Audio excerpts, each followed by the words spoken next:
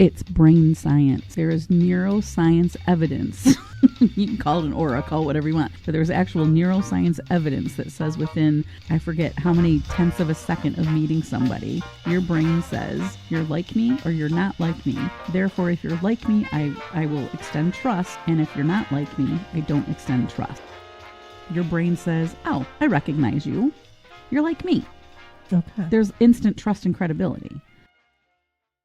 Welcome back to Unapologetic Rabbel-Rousers. I'm DocShellie. And I'm Carla Lewis.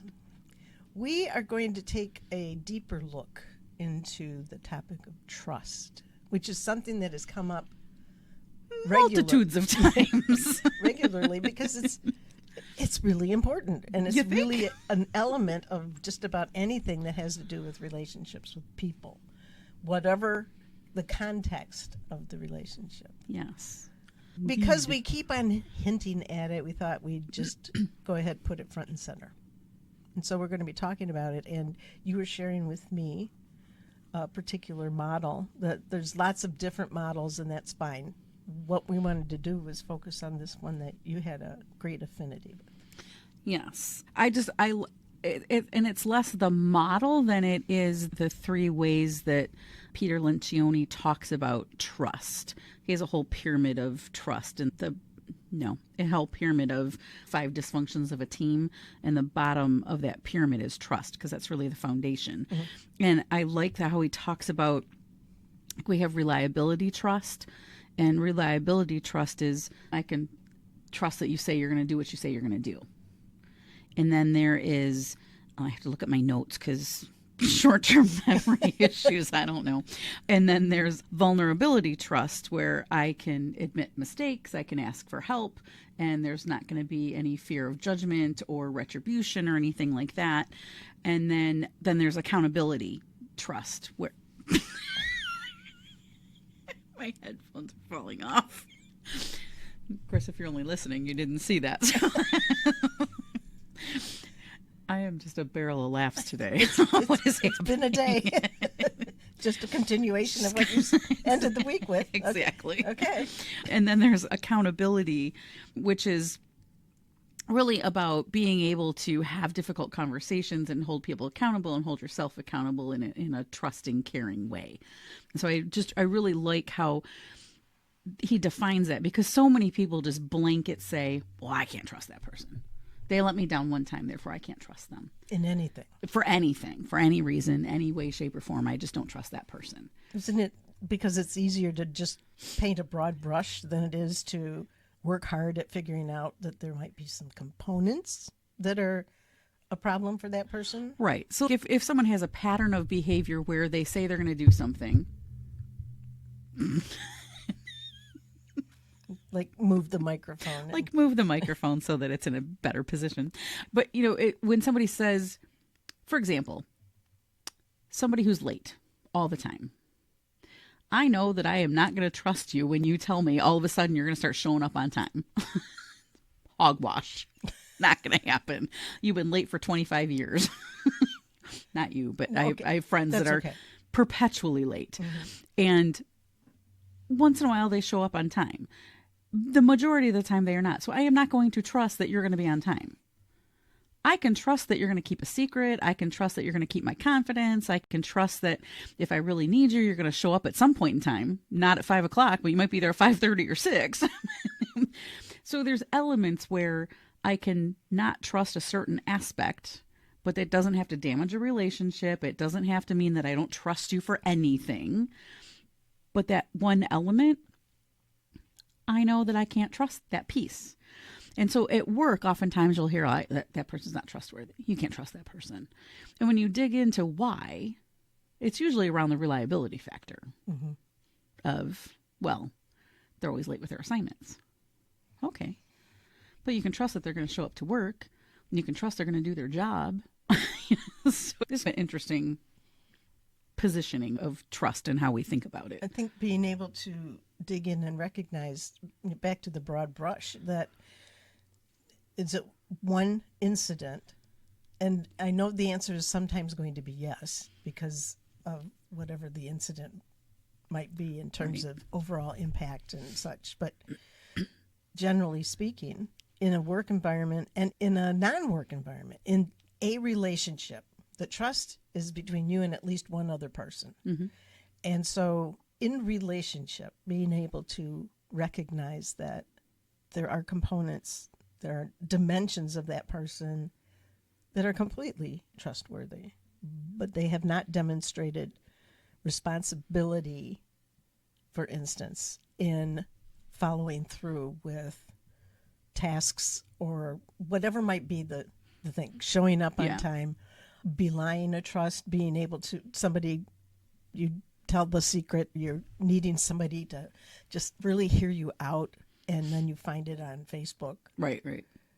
So it's about understanding when it is that we're doing the broad brush, that one incident sets the tone for every possible dimension of the relationship. And then you go and you tell all of your people, don't trust that person because... Yeah, that's like poisoning the water. Mm-hmm. Mm-hmm. And then you've got some people that are just, they implicitly trust everyone to, no matter what they do, they're just going to trust, which is can be a good thing, except you may have evidence to the contrary, but you're still going to go back and trust that person over and over and over and over again. It's like a dog that gets kicked and keeps coming back for more, right? And then you've got people that just don't trust anyone, and even though they have zero evidence that someone's not trustworthy in any way, shape, or form. So it's an interesting dynamic when you just look at trust in general and where people start from with their own thinking around trust. People have been burned so many times aren't going to necessarily lead with trust. They're going to lead with skepticism. Skepticism. I don't know. Yeah. I think there's, I'm going to say it's an aura, but I don't know what other word to use, but there's that, you have that sense about a person. When you're sitting with them, you have a sense that it's brain science. There is neuroscience evidence. You can call it an aura, call it whatever you want, but there's actual neuroscience evidence that says within, I forget how many tenths of a second of meeting somebody, your brain says, you're like me or you're not like me. Therefore, if you're like me, I will extend trust. And if you're not like me, I don't extend trust. You can earn it and you can get to a place where you can establish trust quickly. But when you have that, your brain says, oh, I recognize you. You're like me. Okay. There's instant trust and credibility. When the brain goes, meh, I don't know. Something doesn't feel right here. I'm gonna hold back my trust a little bit. Interesting. I'll give you an inch. We'll see how you do with that inch. Interesting. But there's actual brain science behind all of that. So understanding that I'm going to be picking up on some kind of signals, and my scientific brain is going to make a judgment call. Yeah. That says you are or are not like me. Yeah. And that immediately sets the tone for how I'm going to think, act. That's really interesting. And to be aware of it, that says, okay, our brains are really quite marvelous. And if they are providing those signals that we learn to recognize. Pay attention to them. Yeah. Yes. Yeah. And I mean, think about like our ancestors, the whole flight or it's fight or flight. Thank you. Okay. The fight or flight response is that initial trust, if you really think about it, right? Am I in danger in this situation or am I not in danger in this situation? And our brains are built for survival, and our brains are meant to basically keep our lives easy. So if I recognize there's somebody I can't trust, my brain is going to send up that signal to be like, woohoo, pay attention to this. When we talk about trusting our gut, trusting our internal barometer, really that's a big piece of that. Absolutely. Is that our brain is helping to register some signals that maybe I can't put a word on it. Maybe I can't even really understand, but there's something. And I have counseled so many people about the importance of paying attention to that internal barometer and recognizing that that brain science is what's behind that, that it's picking up all kinds of things that my consciousness is too busy worrying about crap as opposed to paying attention to these very fine signals that are coming in on that radar screen that the brain is scanning all the time.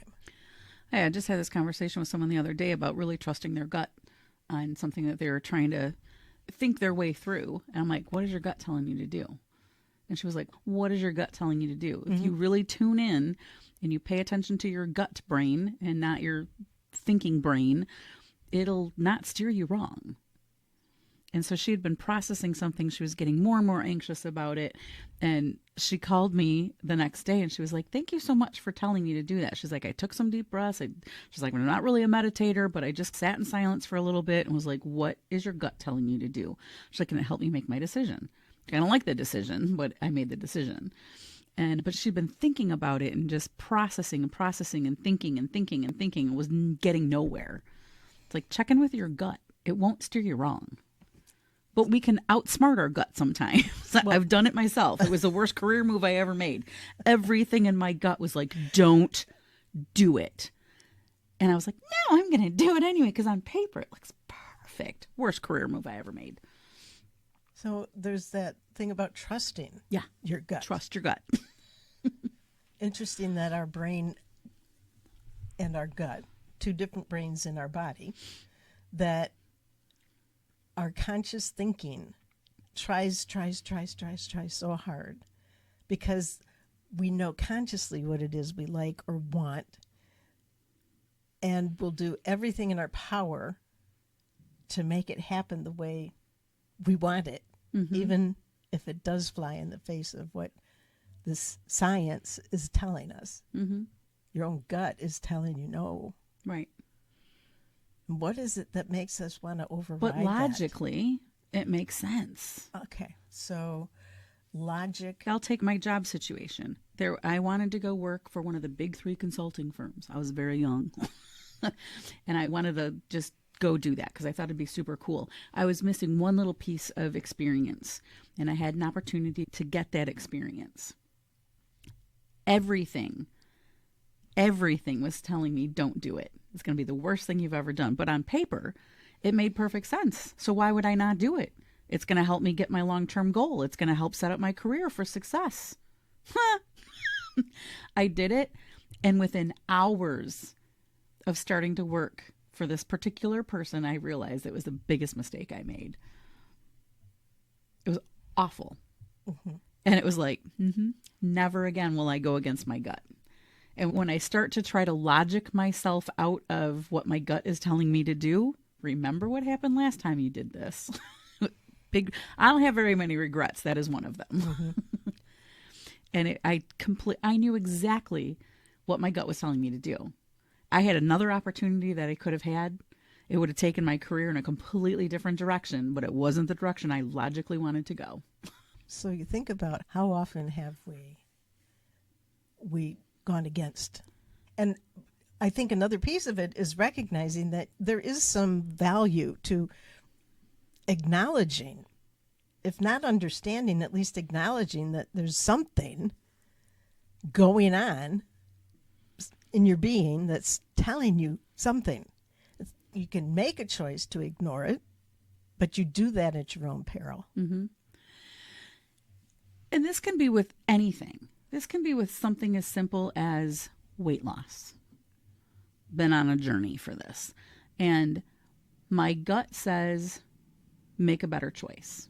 You don't want to eat those potato chips. I have potato chips on my plan. I can eat the chips if I want to eat the chips. My whole thing is eat when you're hungry and stop at enough. And that has worked quite well for me.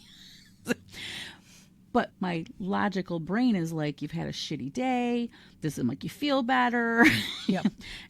You eat the chips. We make excuses. But my gut was like, no, you didn't want to do that. Silly little thing. Look what you did. You know?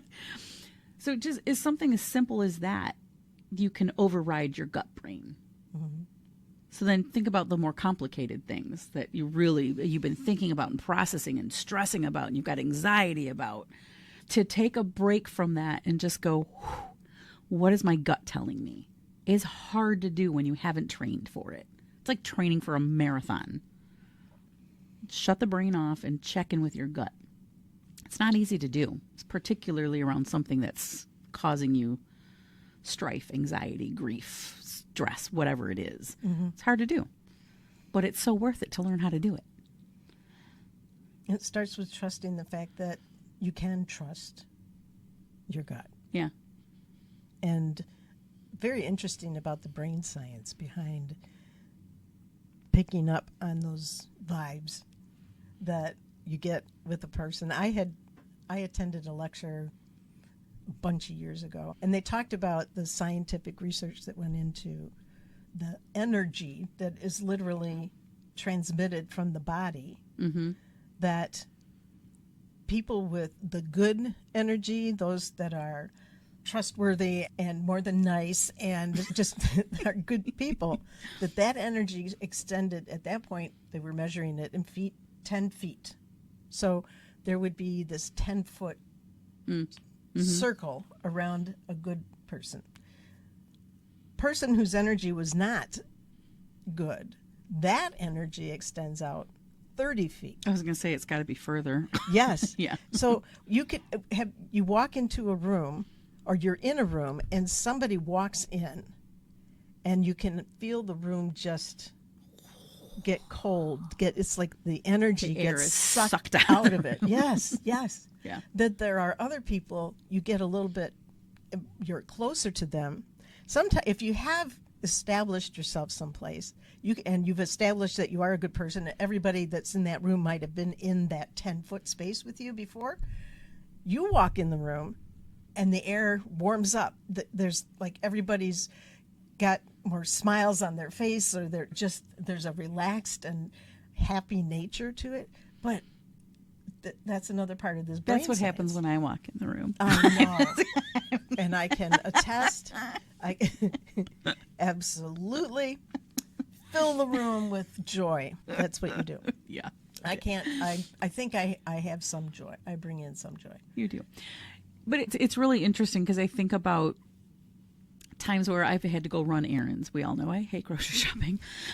So there's times where I go grocery shopping. It's like, you know what? I'm having a great day, and I'm gonna just go in there, and I'm gonna just carry that energy with me. And everyone's nice and friendly, and you walk out going, okay, that wasn't a horrible experience. And other days I go in there and I'm like, already, I hate grocery shopping. I don't want to be here. This is gonna suck. Guess what? It does. It's true. It's like you bring that energy into your own situations too. You call it out from the universe. Yeah. And say, okay, yeah, I'm feeling like crap today. I'm just huff and puff and blow your house down, and then it's just awful. Mm-hmm. Well, you had one of those days. Yeah, on Friday. And I woke up like, this is going to be a great day. It's a beautiful day. I'm going to golf. I'm going to do that. And it just one thing after another just kept going wrong. I carried this image. She broke up this fist fight by just saying, just stop. Stop it. I will carry that little vignette with me for a long time. So it's about trusting situations I get myself yeah, into. Right. What life delivers your way. Yeah. So trust, you talked about it in the three elements of those. Mm-hmm. And you said that was actually just on the base of his model's pyramid. Yeah, okay. Peter Lencioni, yeah. Okay. So we have the reliability piece. Mm-hmm. We have the vulnerability piece. And accountability. So on the vulnerability piece, mm-hmm. that's interesting because first off, giving yourself permission to be vulnerable it's a huge leap mm-hmm. for people mm-hmm. to say, okay, I'm going to acknowledge this, or I'm going to demonstrate that I don't have the prowess that I would want to have if I'm in this position, but since I don't, I'm at least going to give it my best shot. So just that whole vulnerability, there's so much more that goes into. I don't want to. I don't want to. I'm scared. I don't want to be exposed. I don't want to be seen for who I really am. Mm-hmm. Because what if who they see as being really who I am is not something that they're happy with? Is something that that is not honorable or respectful or whatever. It's just like vulnerability is a huge issue. It's a challenge.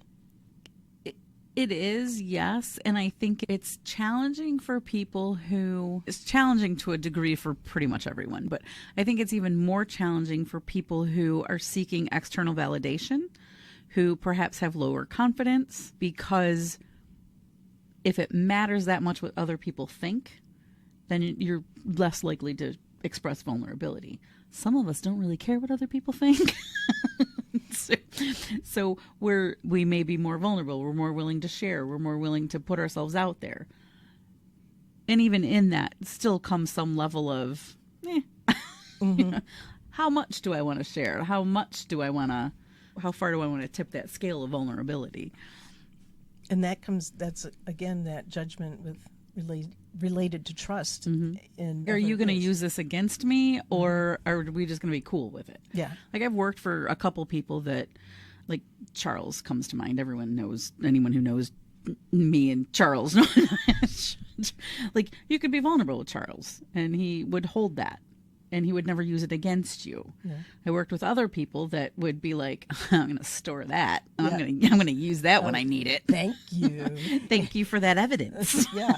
Yes. Yeah. So it comes back to that foundation of trust. Can I trust that if I'm vulnerable with you, you're not going to use it against me? You're not going to hold it against me. You're not going to weaponize it. That you're just going to take it and be like, cool, thanks for sharing.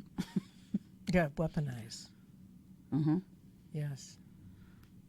It's what people do, I know. unfortunately. Yes. Okay. So accountability, reliability, and vulnerability. And would those then be considered the 3 pillars of trust in his model? Yeah. Yeah. Okay. Nope. Okay. If you can think about that, you could see it. I think what I love about that is the simple language around being able to say, what are the things that when I'm feeling distrustful, which one of those is really going on here? Mm-hmm. That helps me to not broad brush, just wipe out a person in terms of trust because of one thing. Right. But understanding what that one thing was and making a determination that maybe in that area there's more caution required as you move forward. Maybe in that one area there's opportunity for a conversation handled with mutual respect. Leaning in and listening. Yes, and so many of the things that we'd love you to go and revisit that are in some of our past sessions, or episodes, sessions.